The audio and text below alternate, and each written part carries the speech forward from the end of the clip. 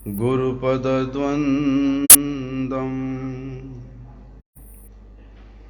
भक्तवृन्दसमन्वितं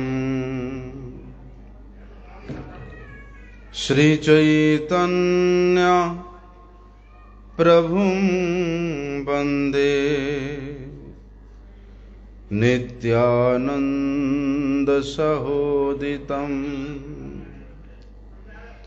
श्रीनन्दनन्दनं वन्दे राधिका चरणद्वयं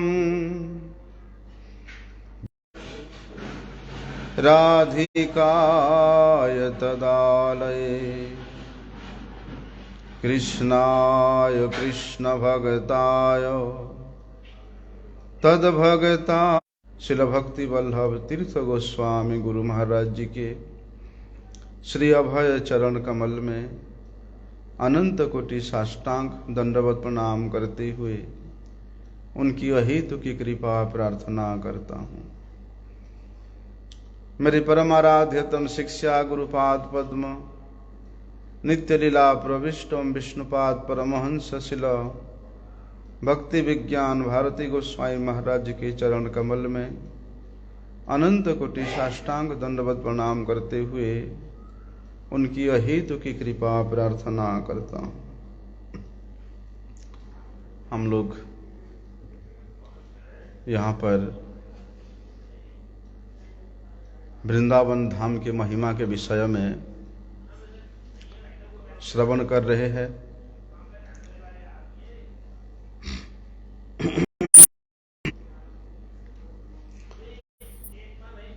कल हम लोग श्रवण किया था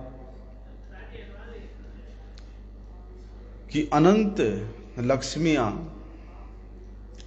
सदा जिन भगवान गोविंद के चरणों की सेवा करते रहते हैं, जगह नहीं है, एक ही स्थान है। पर्यायवाची शब्द के अनुसार आप गोकुल कहो, चाहे गोलोक कहो, चाहे वृंदावन कहो, चाहे श्वेतद्वीप कहो, लेकिन इनके वास्तविक जो अर्थ है ये नित्य गोलोक धाम को ही समझाता है।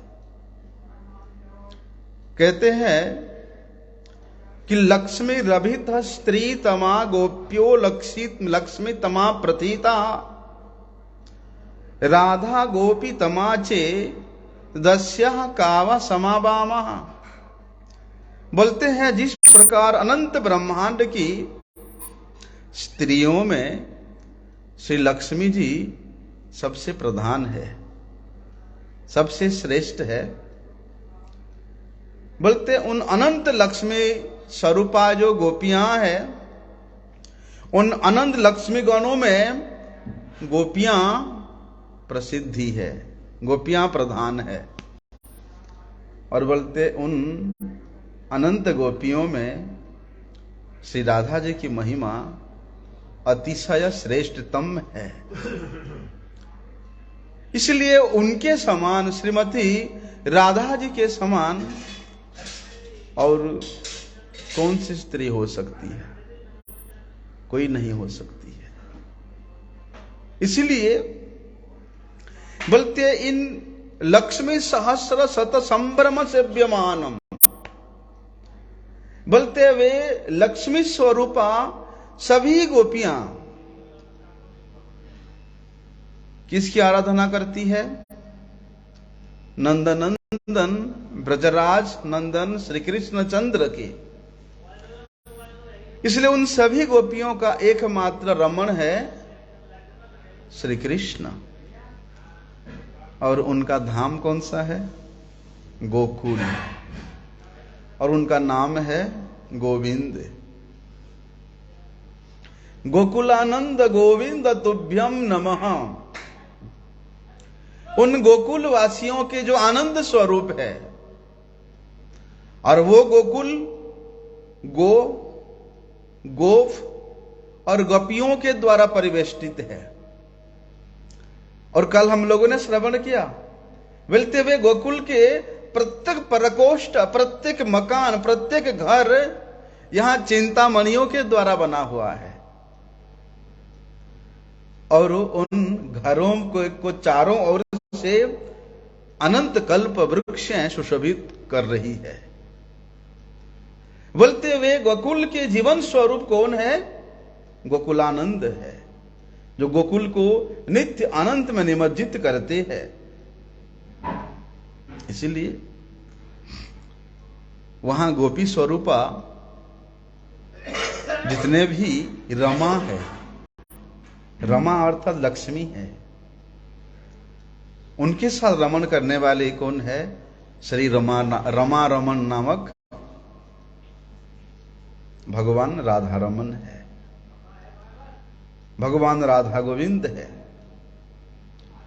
इसलिए वहां जितने भी गोप गण है, उन गोप गणों में भगवान गोविंद ही उस प्रकार परम पुरुष है, श्रेष्ठ पुरुष है। और जितने भी अनंत गोपियां हैं, उन गोपियों में श्रीमती राधा रानी ही श्रेष्ठतम है। अच्छा, जो रमण शब्द है,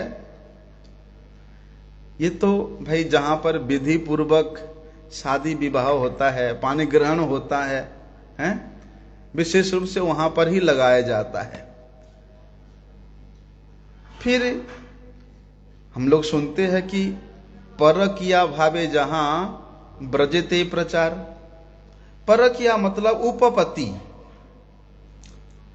जब वे रमा रमन है, जब वे राधा रमन है, जब वे गोपी रमन है,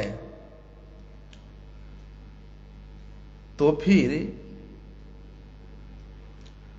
क्या उनको फिर परकिया भाव से या उपपत्ति के रूप में वर्ण करते हैं? अगर रमन है तो जहां पर पानी ग्रहण हुआ है, जहां विधि पूर्वक विवाह हुआ है, वहां रमन शब्द लगाया जाएगा। तो क्या फिर हम लोग सुनते उपपत्ति का भाव क्यों सुना जाता है? हमारे गोस्वामी श्री जीव गोस्वामी जी वर्णन करते हैं, इच्छा को पूर्ण करते हैं। जैसे कि भगवान श्री राम, उनको दंडाकारण्य के ऋषिगण देखते ही उनको पति के रूप में सेवा करने का आग्रह किया था। लेकिन भगवान श्री राम कहे थे कि इस समय, इस युग में, इस अवतार में मैं मर्यादा को उल्लंघन नहीं कर सकता। इसलिए आगामी आने वाले त्रेतया युग में मैं स्वयं लीला पुरुषोत्तम के रूप में अवतरित होकर के तुम सबके इच्छा को परिपूर्ण करूंगा। ऐसे ही श्रुति स्वरूपा गोपियां हैं, वेद स्वरूपा गोपियां हैं, यज्ञसिता स्वरूपा गोपियां हैं। बोलते हुए सभी भक्तों के वांछा को पूर्ण करने के लिए भगवान यहां संकल्पित है। चलो, भक्तों के इच्छा को पूर्ण करने के लिए तो भगवान अपना संकल्प को भी भूल जाते हैं। अपनी मान भले टल जाए, पर भक्त का मन न टलते देखा। अपने प्रतिज्ञा को टाल देते हैं। तो सभी भक्तों का यही संकल्प था, आशा था कि जिस प्रकार से गोपीगण, जिस प्रकार से माता सीता उस भगवान का सेवा करती है, हम भी उसी प्रकार से करें। तो उन भक्तों की इच्छा को पूर्ण करने के लिए भगवान यहां अपनी माया के द्वारा उनके उपपति बनने को भी तैयार हुआ। लेकिन ये उपपति का भाव जो है, ये वास्तविकता नहीं है। ये सब पीछे नष्ट हो जाता है। ऐसा जैसे हम लोग सुने, यथा श्रिय कांता कांत परम पुरुष बल्ली। श्री अर्थात लक्ष्मी जी, और अनंत लक्ष्मियों के जो मूलभूत स्वरूपा है श्रीमती राधा जी, और परम पुरुष ईश्वर परम कृष्ण सच्चिदानंद विग्रह। बोलते वे श्री और परम पुरुष शब्द के द्वारा ये अनुमान लगा चुका है कि वहां किसी प्रकार का कोई भेद नहीं है, कोई प्रभेद नहीं है, कोई विभेद नहीं है। बोलते इसी प्रकार बलराम जी, बोलते जिस प्रकार भगवान श्री कृष्ण के स्वरूप है, भगवान श्री कृष्ण के वैशिष्ट्य है, भगवान श्री कृष्ण के भगवत्ता है, भगवान श्री कृष्ण के उनका विलासिता है, बोलते ठीक उसी प्रकार बलराम जी का भी समझ लेना चाहिए। क्यों? क्योंकि बलराम जी ये भगवान श्री कृष्ण के विलास मूर्ति है।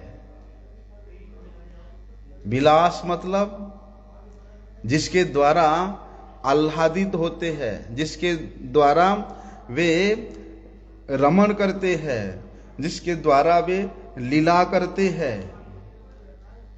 इसलिए बलदेव जी भगवान के लीला के पृष्ठभूमि है।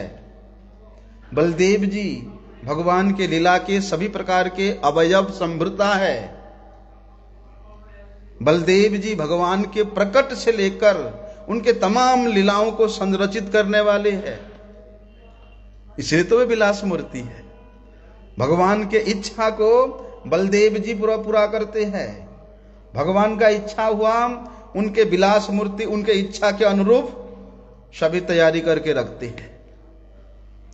इसलिए एक प्रकार से बलदेव जी भी श्री कृष्ण स्वरूप ही है। इसलिए श्री कृष्ण के स्वरूप का वर्णन होना मतलब समझ लो कि ये बलराम जी का ही वर्णन हो गया। ऐसा अब ब्रह्म संहिता के उस श्लोक को तो कल हम लोगों ने श्रवण किया था कि श्री कांत कांत परम पुरुष वल्ली है कि इस वृंदावन में जितने भी वृक्ष है वे क्या थे? कल्प वृक्ष है।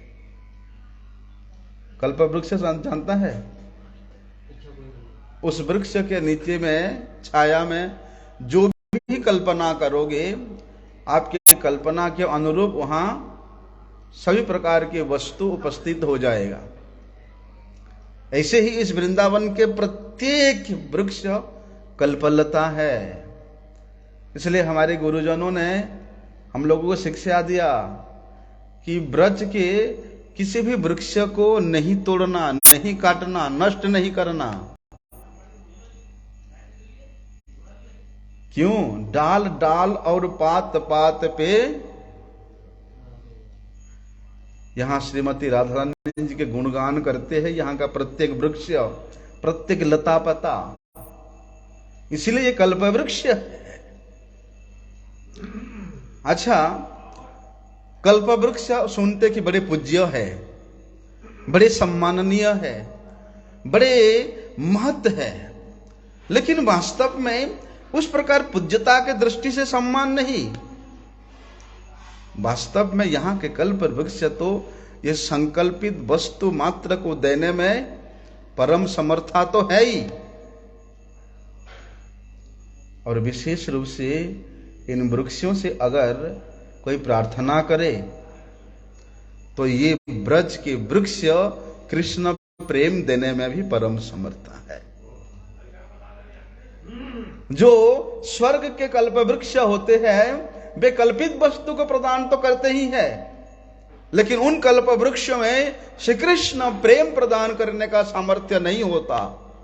लेकिन इस वृंदावन के वृक्ष, कल्प वृक्ष, ये श्री कृष्ण प्रेम प्रदान करने में परम समर्थ है। ठीक है, कल्प वृक्ष का जाति है, लेकिन उस जाति से भी कुछ विलक्षणता से युक्त यहां के वृक्ष लताएं हैं, एक विशेष गुण से युक्त है। ऐसा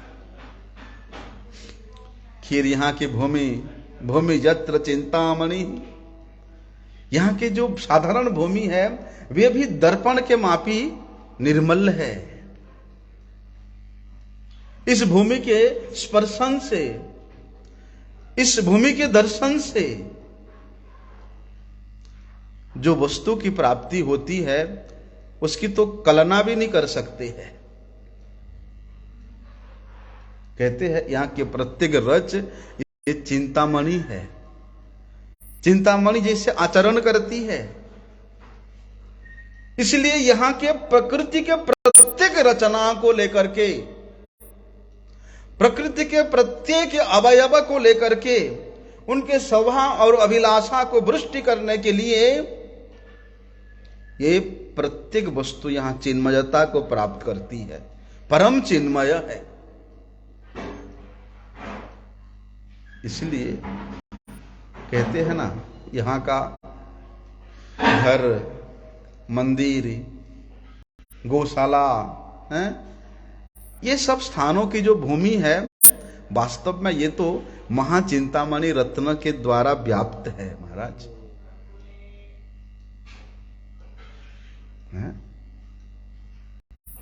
बोलते इस ब्रज के, इस चिंतामणि सदृश भूमि जब गौओं के खूर के स्पर्श करती है तो वे भूमि भी अपने आप को परम सौभाग्यशाली समझती है। अरे जिन गौओं के खुरों को अनुधावन करते हुए स्वयं भगवान गोविंद नित्य प्रति वन की ओर यात्रा करते हैं, उन गौओं के खुरों के चरणों की धूल की महिमा क्या वर्णन करें, जिसको स्वयं गोविंद अपने संपूर्ण अंग पे धारण करते हैं। और उसको धारण करने के लिए ही वे गौओं के बीच में चलते हैं, गौओं के पीछे में चलते हैं कि गौओं के खुर का रज आकर के मेरे शीश पे लगे। इसलिए यहां इस भूमि का जो महिमा है ये तो महाराज बुद्धि के द्वारा कभी भी नहीं समझा जा सकता है। बुद्धि की अगम्य है, बुद्धि की अगोचर है। इसको तो यहां स्थगित करते हैं। ब्रज के भूमि के महिमा को कहां तक वर्णन करें। हमारे गोस्वामी गणों ने इस ब्रज रज के महिमा को इतना विस्तार से वर्णन किया है, महाराज महीना बीत जाएगा, इतना महिमा है ब्रज रज की। क्योंकि इस वृंदावन की भूमि से उत्पन्न जो तरुल है, लता है, गुल्म है, कीट है, जितने भी उद्भिद है, ये सभी जीव वृंदावन की अपनी निजी जन्मभूमि की शोभा को प्रकाशित करती हुई यहां के अदम्य सौंदर्य को बढ़ाती रहती है। क्या कहते हैं कि दृष्टि श्रवण मयाता स्तद गोचरिताश्च जाति रूपाभ्याम नगम मृग पक्षी विशेषा स्तत्रात्यानश्च चित्रमादधति। वर्णन करते हैं कि यहां के पर्वत, मृग, यहां के पक्षी ये नेत्र और कर्णों के द्वारा अगोचर है। फिर भी जाति विशेष से कि पक्षी जाति है, पर्वत जाति है, मृग जाति है, उसके रूप में ये इन ब्रजवासियों के नेत्रों कर्णों के गोचर होकर के वृंदावन वासी जनों के प्रत्येक क्षण के नित्य नवीनतम आनंद को, आश्चर्य को बढ़ाते हुए यहां अवस्थित है, अवस्थान कर रहे हैं। और देखिए यहां के जो जल है वो किस प्रकार है कि तोयम अमृतम मृतायते किमुतामृतम, कि यहां का जल ये अमृत के समान है। तो फिर अमृत का क्या कहें, अमृत का क्या कहना है बताइए। बोलते यहां के जल के सामने भी स्वर्ग के अमृत भी पराहुत हो जाती है, क्योंकि इस अमृत में लीला रसामृत, नाम रसामृत, धाम रसामृत घोल मिल रहा है। स्वर्ग के जो अमृत है वो जीभ को, वो पान करने वाला को अमर बना देती है, लेकिन यहां का जल रूप अमृत जो है ये लीला रूप, लीला में प्रवेश कराती है, नामानंद के अमृत पान कराती है। इसलिए यहां का जो वार्तालाप है ये संगीत के समान सुनने वालों को, जैसे होता है ना बादाम की ठंडाई के समान सुस्वादु लगता है। हम लोग कहते हैं अरे ये लोग क्या गालियां देते हैं। एक्चुअली वास्तविक वृंदावन की ये भाषा नहीं है। अभी हम लोग जो सुनते हैं, ये लोग जो विकृत भाषा बोलते हैं गांव में, ऐसा विकृत भाषा नहीं है ब्रज की। ब्रज के उस भाषा को, ब्रज का भाषा ही केवल कृष्ण कीर्ति है महाराज। ब्रज की भाषा ही केवल श्री राधा कृष्ण जुगल जोड़ी की गुणानुवाद ही है। इसलिए ये तो बादाम के ठंडाई के मापी और अधिक सुस्वादु लगता है, क्या बताएं। तब साधारण संगीत की चर्चा कौन करे।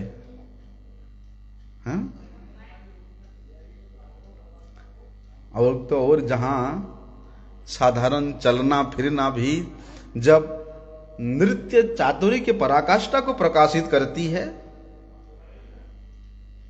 अनेक भाव भंगिमा से युक्त नृत्य चातुरी को स्वीकार करता है, केवल यहां चलना फिरना, और फिर यहां अगर नृत्य होता है तो उस नृत्य की कितना रमणीयता होगी, उस नृत्य की कितना आदरणीयता होगी, उसको आप कल्पना भी नहीं कर सकते हो। ऐसा देखिए, एक विशेषता देखिए कि बंसी प्रिय सखी कंसारी, कंस के अरी भगवान श्री कृष्ण की ये बंसी क्या करती है, यहां के प्रत्येक कण कण पे सुखमय विलास करती है। किस प्रकार के सुखमय विलास? सुखमय विलास तो एक ही है, जहां पर कृष्ण माधुर्य का गान हो, केवल वही सुखमय विलास है। तो वे कृष्ण माधुर्य को प्रकाशित करती हुई, किस प्रकार से प्रकाशित करती हुई? शीघ्राति शीघ्र प्रकाशित करती हुई, ये प्रत्येक जन के, प्रत्येक मन के, प्रत्येक हृदय को शोभा पाती हुई प्रिय सखी के रूप में ये यहां आचरण करती है वे बंसी। इसलिए उस बंसी के समान और कौन धन्य हो सकता है? इसलिए गोपियां कहती हैं कि देखो, ये बांस से, सूखी बांस से बना हुआ बंसी का क्या सौभाग्य है कि वे नित्य निरंतर हमारे प्राणनाथ के मुखार बिंद का चुम्बन करती रहती है, हमारे प्राणनाथ के अधरामृत को पान करती रहती है। लेकिन हाय हाय, हम लोग इतनी दुर्भागा है, हमें तो हमारे प्राणनाथ के नख कन को स्पर्श करने का भी सौभाग्य नहीं प्राप्त होती है। इसलिए उस बंसी के समान धन्य कौन हो सकता है? कहते हैं ना, क्या कहते हैं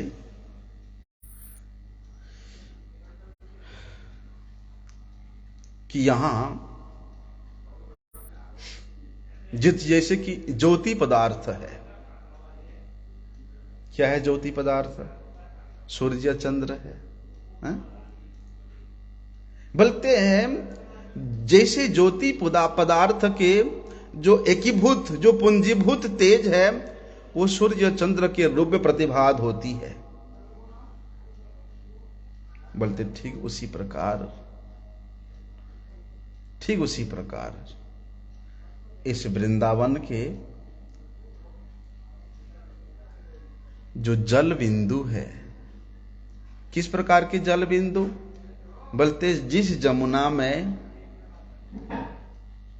सूर्य चंद्रमा की किरणों से शोभित हुई जल बिंदु अत्यधिक शोभा को प्राप्त होती है, अत्यधिक ज्वाजल्यमानता को प्राप्त होती है, बोलते हैं वे जल बिंदु, वे जल कणा यहां अनंत कोटि चंद्र सूर्य की तेज को पराहुत करती हुई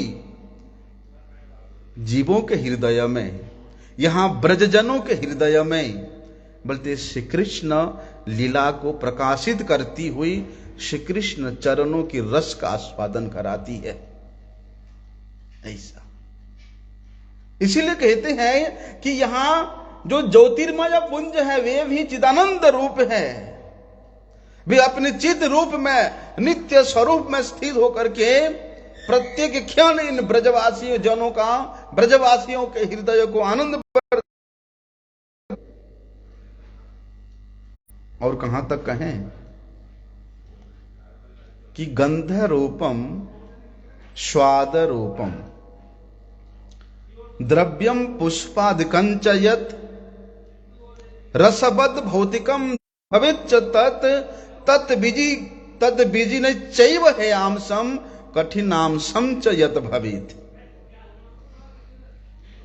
बोलते हैं वे चिदानंद स्वरूप ज्योतिर्मय पुंज के द्वारा ये वृंदावन, ये गोकुल प्रकाशित है,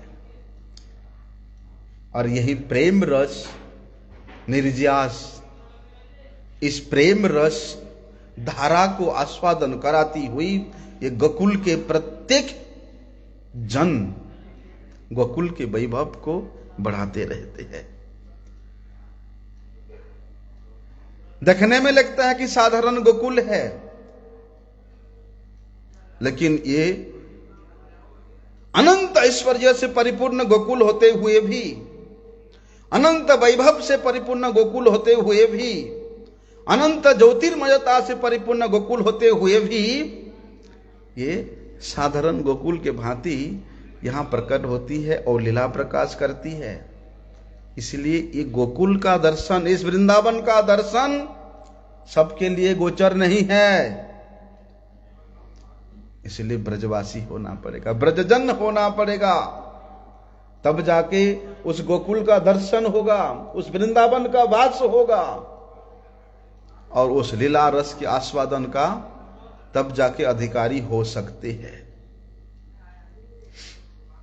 इसलिए इस वृंदावन में जितना भी पुष्प लताएं हैं, ये किसी प्रकार के भौतिक बंधन के द्वारा नहीं बनते कि नहीं जी अभी गर्मी आया तो मुरझा जाएगा, अभी ठंडी आएगा तो सूख जाएगा, अभी बेमौसम है तो वो पुष्प नहीं प्रस्फुटित होगा, बेमौसम है तो वो फल नहीं होगा। इस प्रकार के भौतिक विचारों के बंधन में बंधित नहीं है। ये तो अचिंत्य प्रभाव संपन्न है। हयशीर्ष पंचरात्र में जहां पर पंचतत्व निरूपण के विषय में वर्णन आता है, वहां पर तो ऐसा वर्णन है कि गंध रूपम स्वाद रूपम द्रव्यम पुष्पादिकं च यत् रसवद भौतिकीम द्रव्यम अत्र स्यात् रसरूपकम। वहां वर्णन करते हैं कि इस धाम में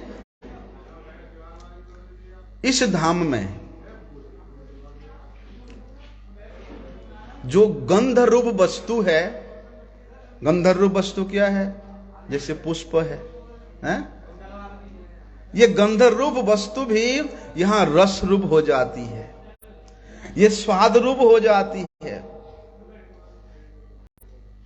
और रसयुक्त वस्तु भी करने में समर्थ है। ठीक उसी प्रकार यहां के प्रत्येक वस्तु काल